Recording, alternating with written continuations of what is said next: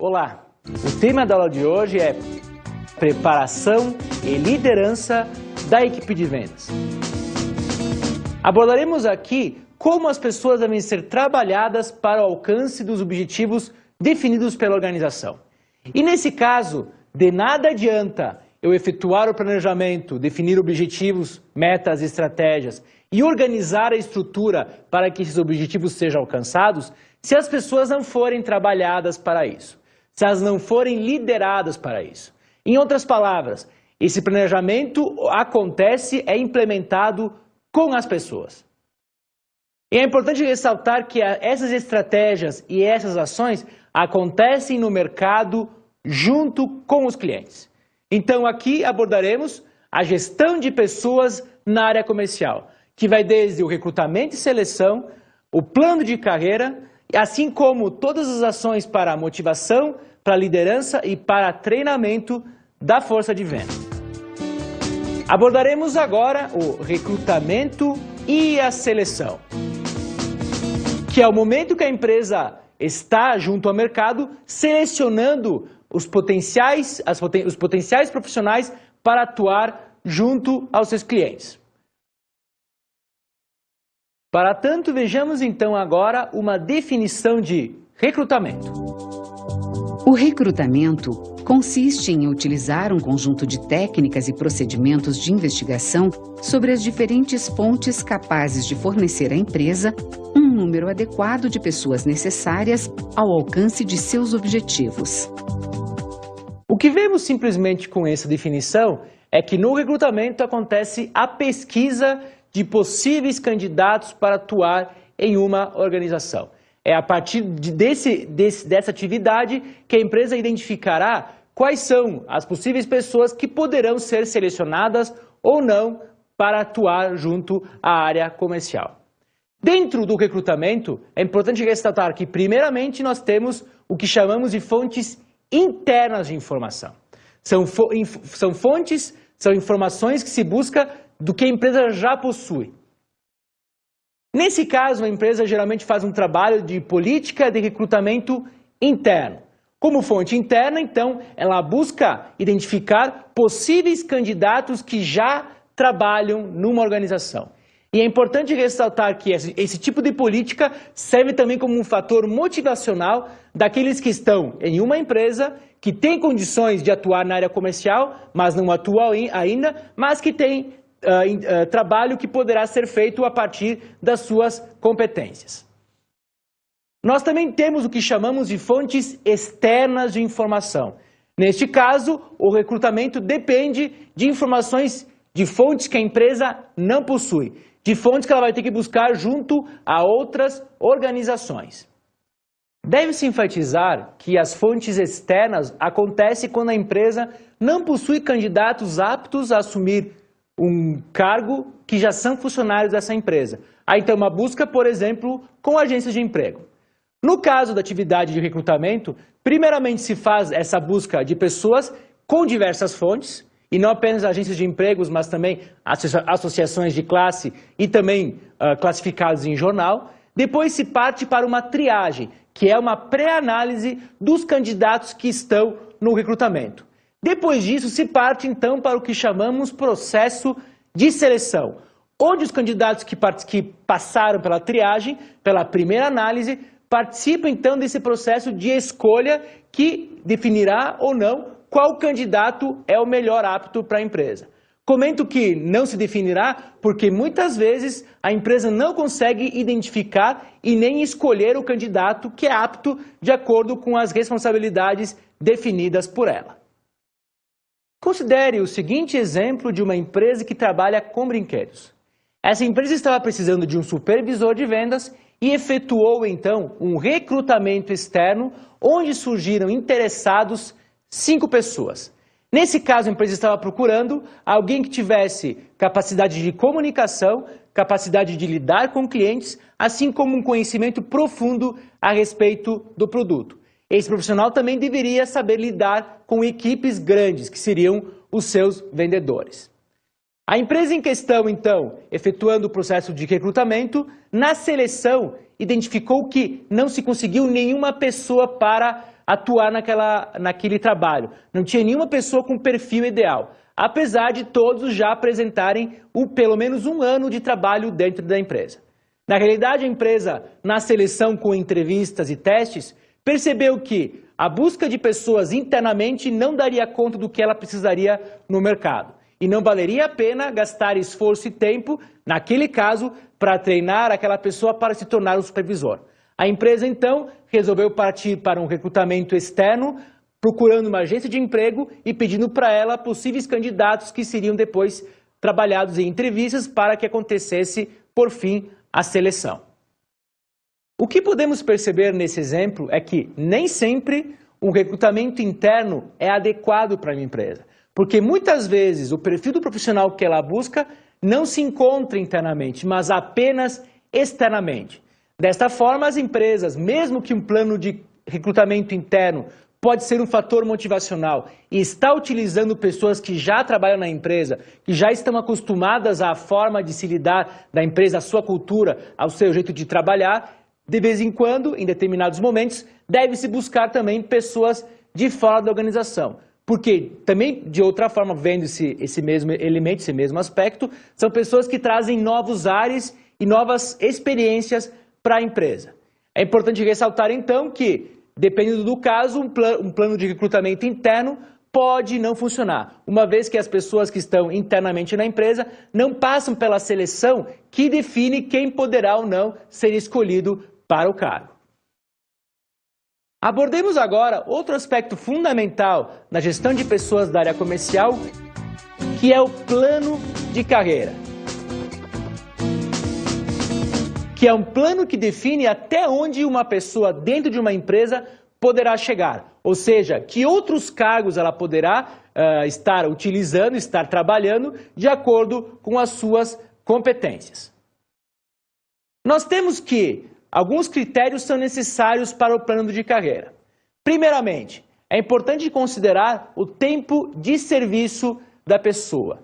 Se o funcionário quer galgar alguns outros novos postos, por exemplo, se ele quer passar de vendedor para supervisor de vendas, em função de um plano possível para chegar até isso, deve-se considerar a sua experiência dentro da empresa, ou seja, o tempo que ele já está comprometido com a organização. Outro aspecto fundamental é a formação acadêmica, que indica o nível de conhecimento que o profissional possui e o que é necessário para determinada área. E, além disso, é também necessário trabalhar com a avaliação de desempenho, onde a forma como o funcionário é avaliado dentro da organização vai permitir ou não que ele possa seguir para outros postos dentro da organização.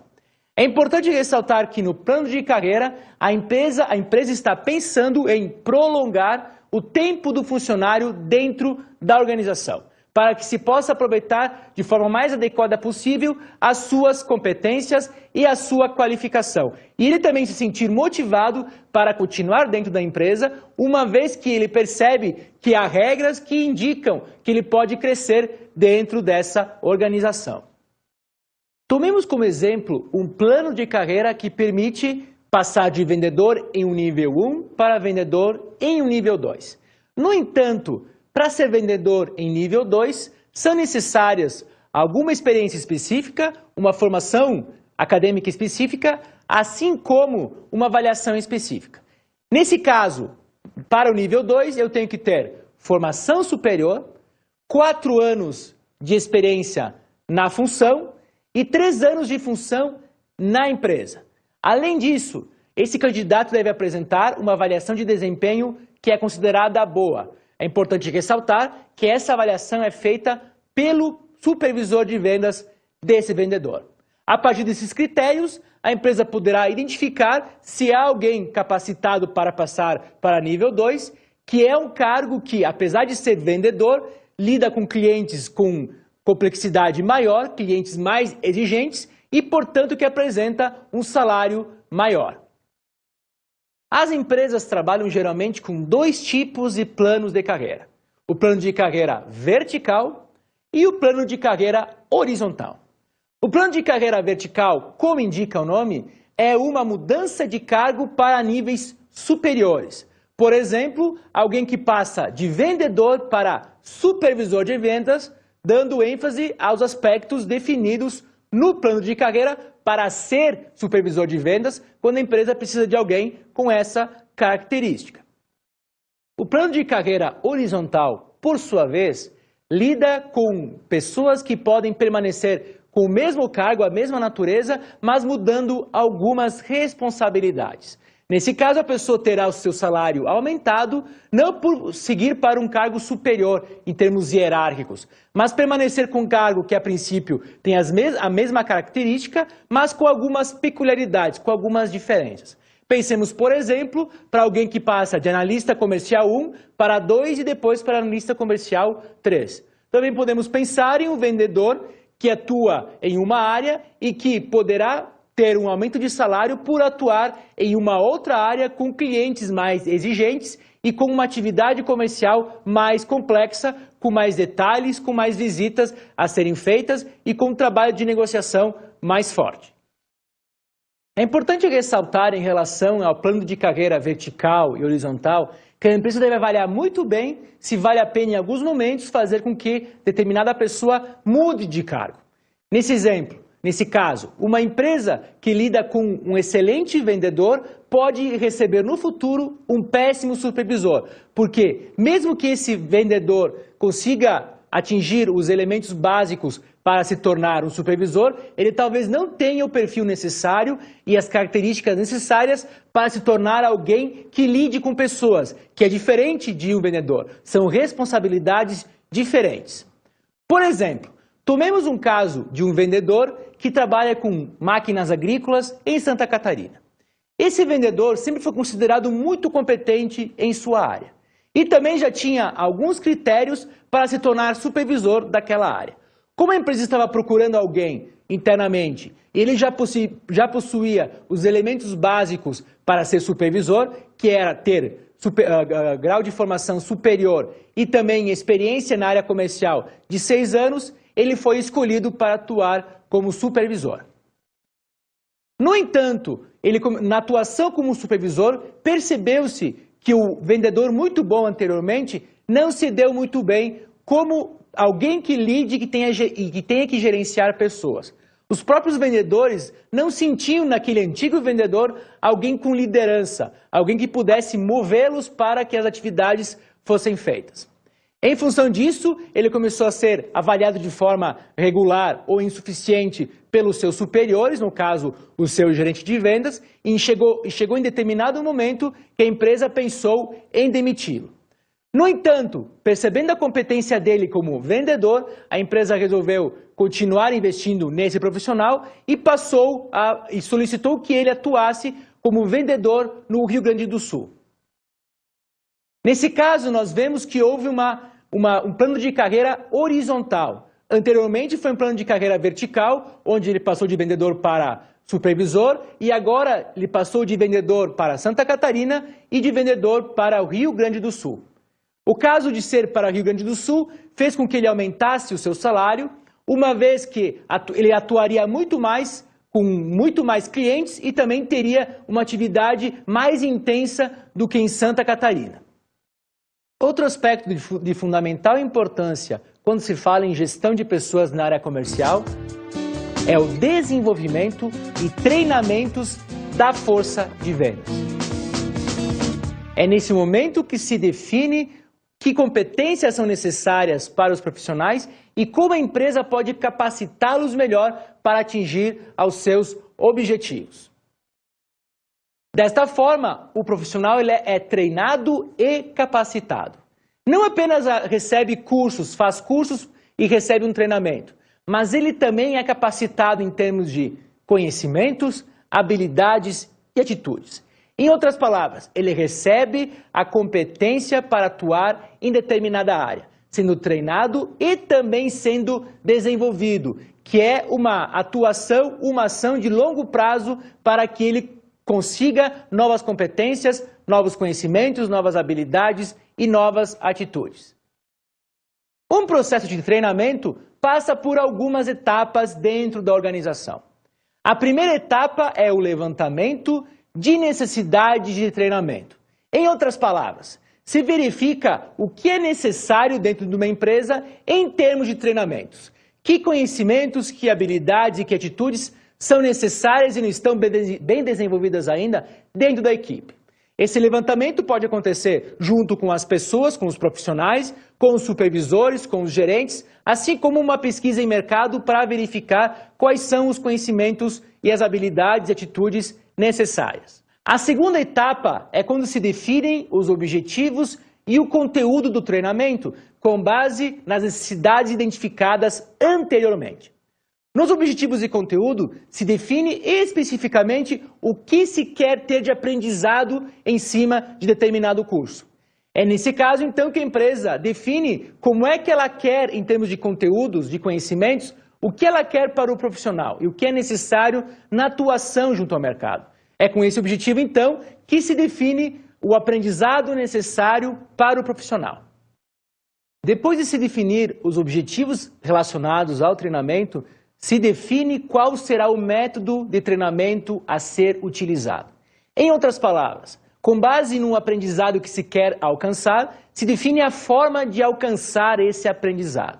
É como em uma aula que o professor define o seu método de ensino. É da mesma forma com o treinamento. Se define qual vai ser a maneira de não apenas transmitir conhecimento, mas fazer com que esse conhecimento seja trabalhado, seja desenvolvido junto aos vendedores.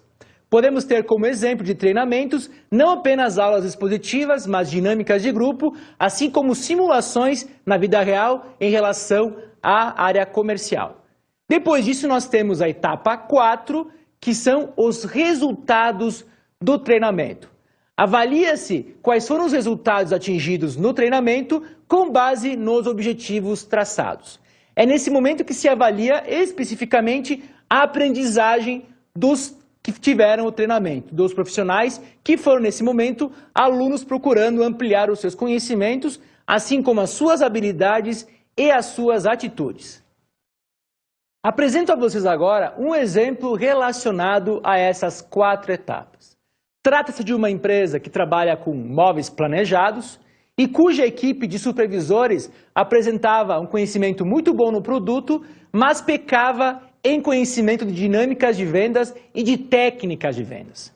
Nesse caso, então, o gerente contratou uma pessoa conhecedora da área do mercado moveleiro e que tinha experiência na área comercial para repassar esses conhecimentos, para transmitir informações para os treinandos, para os profissionais, os supervisores, e assim mesmo conseguir deles novos conhecimentos e novas aplicações na área de atuação. É importante considerar, nesse exemplo, que esses supervisores não apenas visitavam as lojas de imóveis para avaliar o desempenho delas, mas também prestavam treinamento para os atendentes dessas lojas. Esses supervisores, então, precisavam não apenas de treinamento em vendas, mas também de treinamento em ensino, em educação, para depois também transmitir essas informações novas. Desta forma, o profissional contratado para o treinamento ensinou algumas técnicas de ensino e de abordagem com as pessoas. Posteriormente, essas pessoas, os supervisores, foram avaliados em termos do seu conhecimento nas lojas, verificando se eles estavam repassando de forma correta o conhecimento para os atendentes e também de que forma esse treinamento nos atendentes na loja repercutiu no desempenho dessas lojas aí, no aumento de vendas ou no aumento da participação de mercado. Esta então foi a forma de se verificar se o treinamento surtiu algum efeito no mercado, que era uma necessidade tendo visto os problemas anteriores em relação a atendimento de clientes no ponto de venda. Os supervisores precisavam conhecer algumas técnicas para também transmiti-las aos atendentes, aos vendedores que atendiam os consumidores finais. O tópico que abordaremos agora é a liderança na força de vendas. Na área de vendas, pela sua dinâmica, pela sua atividade, se comenta muito em liderança. Mas afinal de contas, o que é liderança? Vejamos então agora uma definição relacionada a essa dimensão. Liderança em vendas é o processo pelo qual os gestores de venda procuram influenciar as atividades dos profissionais de venda. Um elemento básico dessa definição é a palavra influenciar. Na realidade, o líder, no momento que procura conhecer melhor os seus funcionários e procurar encorajar algumas atividades, está também influenciando essas pessoas a alcançar os objetivos da organização. É importante ressaltar novamente que um líder adequado, um líder bom para a empresa, é aquele que consegue fazer com que os funcionários executem as tarefas que a empresa coloca como atividade fundamental e como pressuposto básico para alcançar os seus objetivos. Em relação a isso, é importante trabalhar com uma outra visão de liderança que é apresentada por Peter Drucker, que veremos a seguir. Um líder é aquele que possui seguidores. O que podemos perceber com isso é que, por conseguir influenciar outros a efetuar determinadas tarefas, um líder é aquele que realmente possui seguidores. Sem dúvida é importante destacar que nem sempre um líder é positivo, porque a forma como ele conseguiu esses seguidores pode não ser uma forma considerada das melhores possíveis para se efetuar as coisas. É importante destacar, então, que não existe um líder com uma receita única, alguém que sempre vai ser bem aceito, mas vão ter alguns estilos de liderança. O primeiro estilo de liderança, geralmente tratado na área de vendas, é do estilo diretivo, daquele líder que está sempre focado em resultados, procurando sempre ver com seus funcionários o que está acontecendo, ligando a eles para ver se as suas metas estão sendo ou não alcançadas. Nós também temos o estilo de líder permissivo, que este já não é orientado para resultado, mas sim para pessoas. Tomemos, por exemplo, um líder que aceita escutar muito bem o que os seus funcionários colocam, como, por exemplo, a mudança de cargos na área comercial, de automóvel para trabalhar na área comercial, mas não avalia bem como é que vai ser esse impacto nos custos da organização. Temos também o líder político que procura vender ideias, vender projetos para os seus subordinados. É o exemplo de um gerente de vendas que, na busca de novos mercados de atuação, tenta vender aos seus subordinados a mudança de endereço para atuar em novos estados. É a forma de argumentação que ele vai utilizar e o convencimento que permitirá ou não ao continuar nesse projeto de novos mercados. Nós também temos o líder participativo que procura sempre conversar com seus subordinados, apresentando o que está acontecendo. Neste caso, temos um exemplo de uma empresa que definiu redução de custos na área comercial, mas o gerente comercial, o líder nesse caso, antes de definir algumas diretrizes, conversou com os seus subordinados para mostrar toda a situação e verificar também com eles se haveria algumas alternativas de solução com base no que a empresa estava procurando.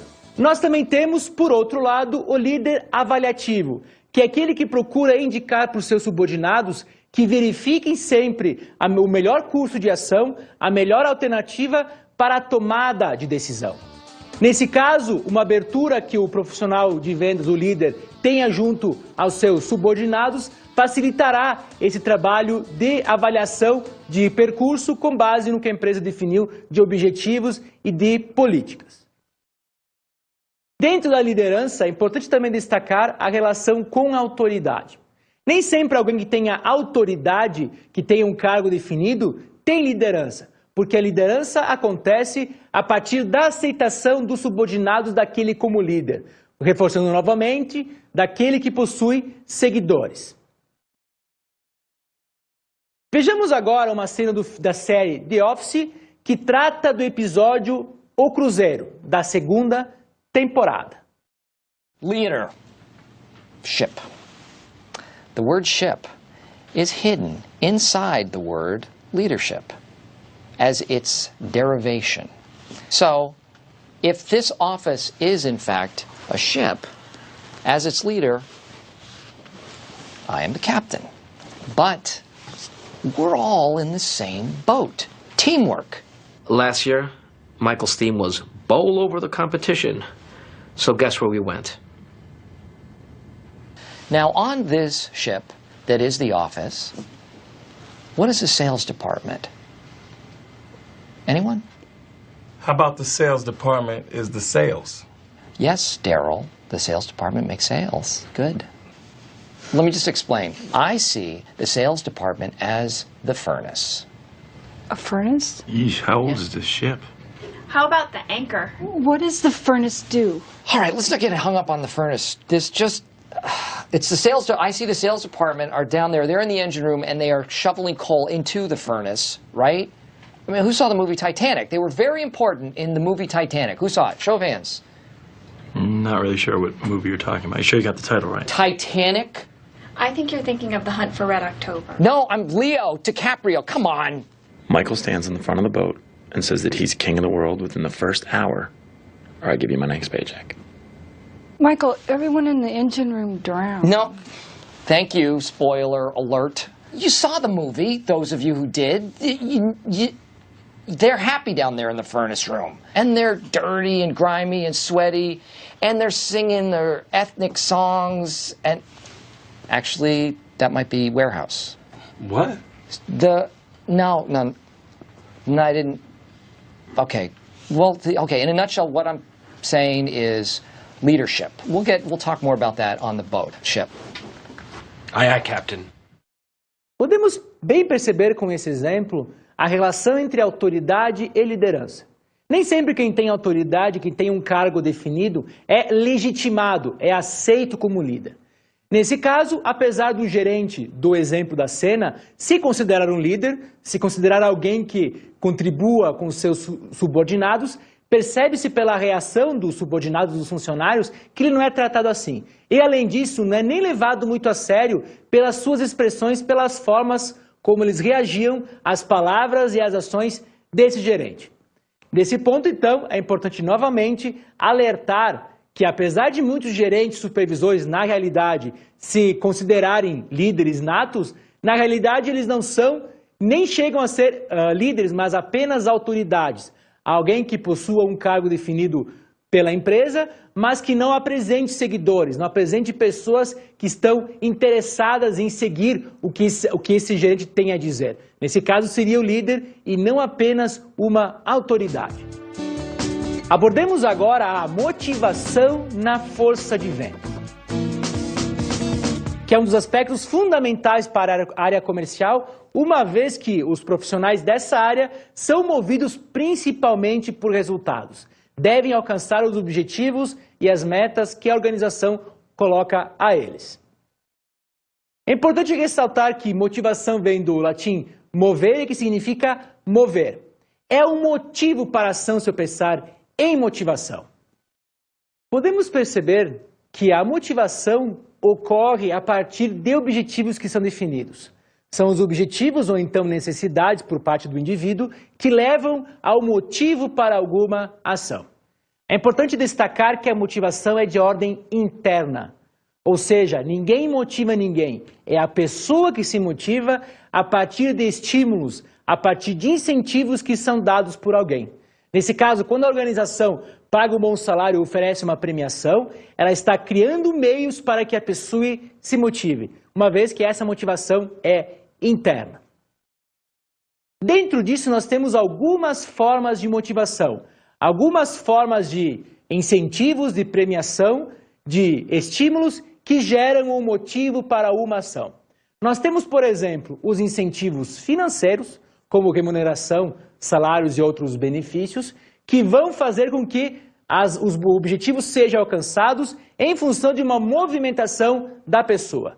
Também nós temos os chamados incentivos não financeiros, que também são tratados como formas de motivação, uma vez que alteram as ações dos indivíduos. Os não financeiros são todas as ações que, de uma forma ou de outra, são incentivos, mas que não têm dinheiro envolvido. Como, por exemplo, uma boa relação com o chefe. Nós também temos as formas de liderança na questão de motivação. Ou seja, a maneira como o superior lida com o subordinado para que ele se motive. Como, por exemplo, reuniões de feedback e avaliações de desempenho. Nós também temos, por outro lado, os procedimentos de controle gerencial. Como o alcance das metas e as avaliações de desempenho também nesse caso, uma vez que geram a necessidade das pessoas efetuarem as suas ações com base em alguns critérios. É importante destacar que um líder que consiga aproveitar a motivação, que consiga aproveitar esse movimento interno do ser humano, deve saber muito bem conversar com as pessoas, avaliar as suas necessidades, propor novas ações, incentivar as ações, identificando que o subordinado tem competência para isso. Desta forma, se conseguirá alcançar os objetivos da empresa com base no que as pessoas querem fazer, uma vez que a motivação, novamente dizendo, é de ordem interna. Para tratarmos melhor a questão de motivação, vejamos agora uma cena da série The Office, que é episódio A Premiação da segunda temporada, onde se abordam questões ligadas a incentivos e a premiações.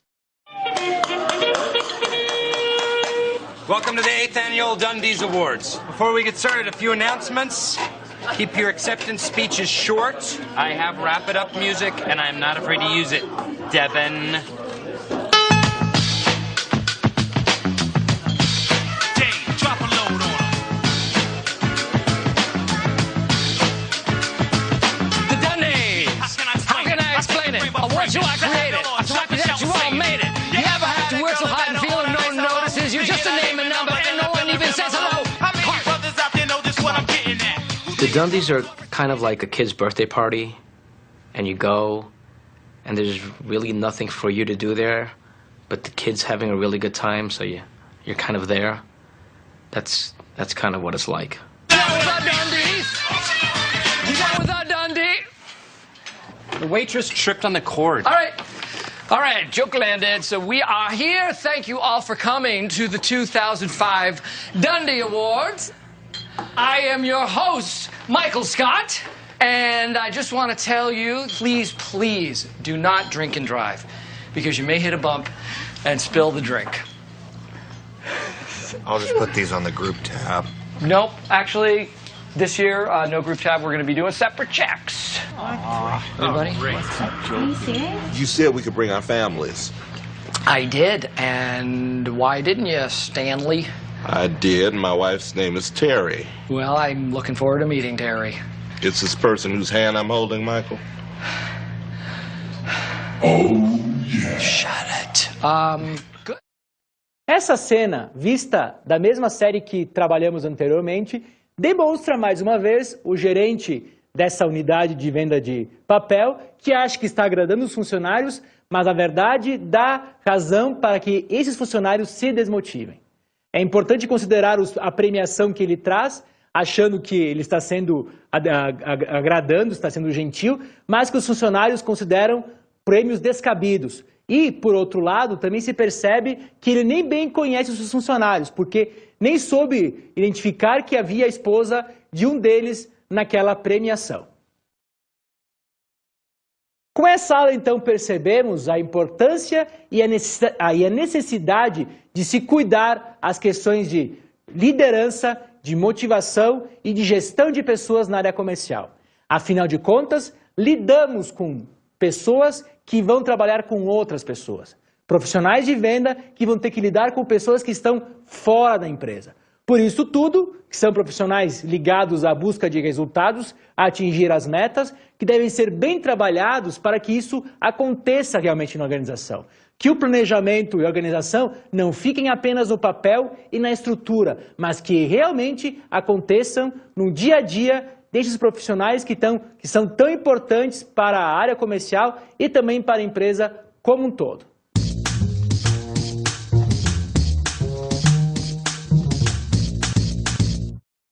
Como sugestão para a aula de hoje, sugiro a leitura do livro Vendas, Fundamentos e Novas Práticas de Gestão, de Charles Futrell.